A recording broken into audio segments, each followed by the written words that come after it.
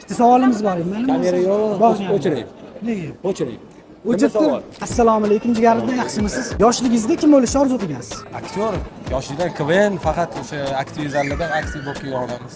Hozir kim bo'lishni olasiz? Bloger hozir. Mahallangiz qayerda? 41.nechi?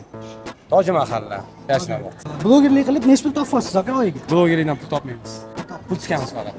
Instagramda kuzatayotgan aktyor, aktrisa yoki blogerlar olib tashlash kerak bo'lsa, udalить qilish kerak bo'lsa, qaysi inson bo'lgan bo'ladi? Yo'q, men aytolmayman, chunki birovni hammani o'zini baribir prinsipi bor, hammani o'zini kontenti bor. Ijodi baribir hammasi. Uylanganmisiz?